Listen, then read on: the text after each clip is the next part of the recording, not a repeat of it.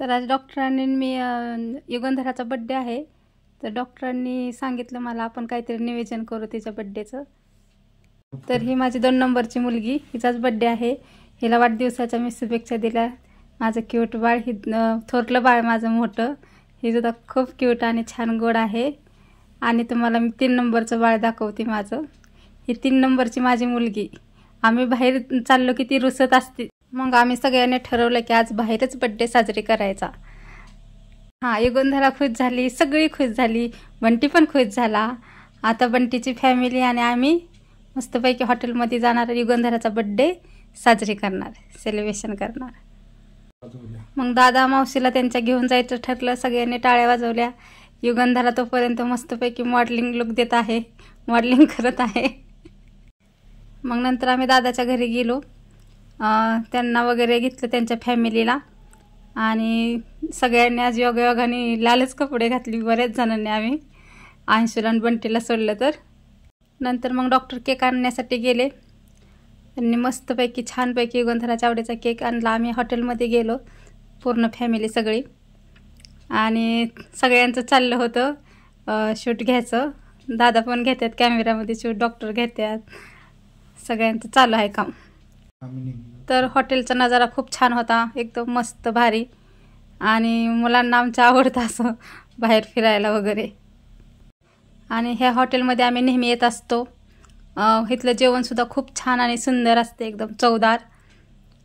तर चला, तर तयारी करूया, चला. ही वसुंधरा संट्या बंट्या खेळत होता. खेळताना बघून आम्हाला भारी वाटलं. ही बड्डे गर्ल आमची, सोन्यासारखी छान छान कपडे घातलेले, खूपच माया येते त्याची. ही चिमुताई. मग बड्डेच्या तयारीला आम्ही लागलो. नेहमीप्रमाणे वरच्याच जागेवर आम्ही गेलो, कारण टेरिसवर खूपच चांगलं वातावरण असतं, थंड वारं एकदम. मग सेल्फी वगैरे काढली. सेल्फी काढताना दीदी चांगल्या चांगल्या पोज देत होती. योगायोगानं पाठीमागं काम करणारा वेटर, त्याचंही नाव अवधूत होतं. नंतर सगळ्यांची सेल्फी काढली, फोटो काढले, सगळ्या ग्रुपचे फोटो काढले.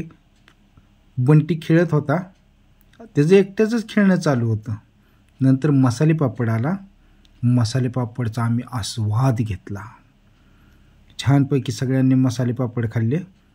बऱ्यापैकी सगळ्यांनी मसाले पापड खाऊन मसाला तेवढा माझ्याकडे दिला. बंटी नको नको मसाले पापड म्हणत होता.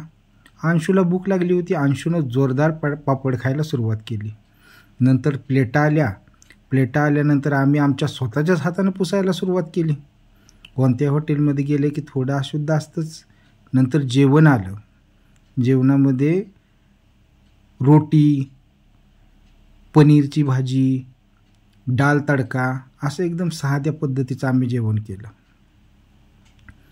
युगाचा बड्डे होता. युगाला सगळे आग्रह करत होते खा खा म्हणून. चिमुताई दमादमानी खात होती. युगा एक एक घास खात होती. युगाची मम्मी चव घेत घेत खात होती. मी आस्वाद घेत खात होतो. अंशूचं आपलं त्याच्याच नादात खाणं चालू होतं. दीदी मात्र एकदम मजेशीर आनंद घेते कोणत्या गोष्टीचा. नंतर बड्डेला सुरुवात झाली. छानपैकी बाळाचा केक सजवला. बघत बघत 16 वर्षाचं झालं आमचं बाळ.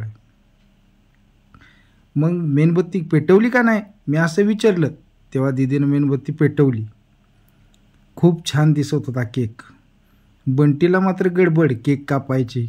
दीदी दीदी केक काप. मग तिनं केक कापला. सगळ्यांना आम्ही टाळ्या वगैरे वाजवल्या.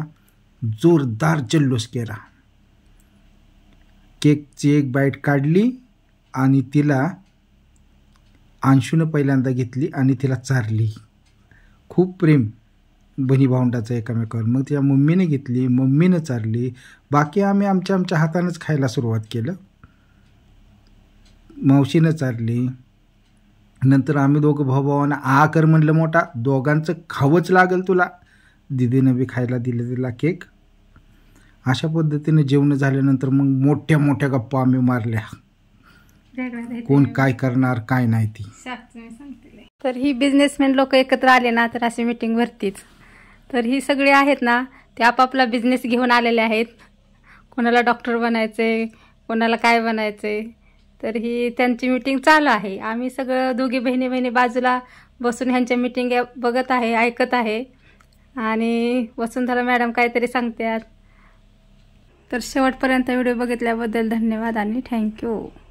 Good night.